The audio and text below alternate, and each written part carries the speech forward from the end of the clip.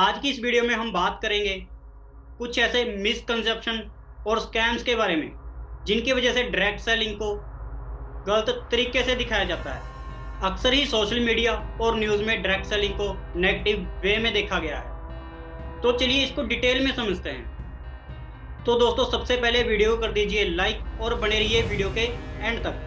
दोस्तों, इंडिया में direct selling industry काफ़ी ज़्यादा कंट्रोवर्सी में रही है और पिछले कुछ सालों में काफ़ी केस इस इंडस्ट्री के अगेंस्ट रजिस्टर भी हुए हैं। बट ये केस डायरेक्ट सेलिंग के बारे में नहीं थे। डिटेल्ड इन्वेस्टिगेशन से पता चला है कि ज़्यादातर केस पॉन्जी स्कीम से और डायरेक्ट सेलिंग के नाम से प्रमोट किए जा रहे थे और इन पॉन्जी स्कीम्स के कारण ही डायरेक्ट सेलिंग को भी नेगेटिव वे में दिखाया गया है। अब सवाल ये आता है कि डायरेक्ट सेलिंग के बारे में इतना मिसकंसेप्शन क्यों है।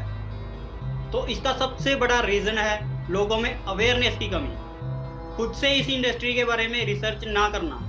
दोस्तों, डायरेक्ट सेलिंग एक ऐसा बिजनेस मॉडल है जहां बिना किसी मिडलमैन के डायरेक्ट सेलर्स डायरेक्टली कंज्यूमर को प्रोडक्ट्स बेचते हैं। और इस इंडस्ट्री में सबसे बड़ी प्रॉब्लम तब स्टार्ट होती है जब पॉन्जी स्कीम्स अपने आप को डायरेक्ट सेलिंग कंपनीज के रूप में प्रेजेंट करती हैं और इन्हीं के कारण लोगों के साथ स्कैम होता है और जिनके कारण लोग एथिकल कंपनीज को भी नेगेटिव वे में देखने लगते हैं। लोगों को ये समझना होगा कि पॉन्जी स्कीम्स और right and ethical direct selling business में क्या फ़र्क होता है। पॉन्जी स्कीम एक इलीगल बिजनेस मॉडल होता है जो नए इन्वेस्टर्स के पैसे से पुराने इन्वेस्टर्स को रिटर्न देते हैं, जबकि डायरेक्ट सेलिंग एक लीगल और एथिकल बिजनेस मॉडल होता है जो किसी प्रोडक्ट या सर्विस की सेलिंग के ऊपर आधारित होता है। दोस्तों, इम्पॉर्टेंट ये है कि हम सभी एजुकेट रहें और ये समझें कि पॉन्जी स्कीम और डायरेक्ट सेलिंग में क्या डिफरेंस होता है। तो अगर आप भी डायरेक्ट सेलिंग बिजनेस को सीख कर, समझ कर, एथिकल और लीगल वे में ऑटोमेशन सिस्टम से करना चाहते हैं तो इस नंबर पे कांटेक्ट कर सकते हैं और डिस्क्रिप्शन बॉक्स भी आप जरूर चेक कीजिए।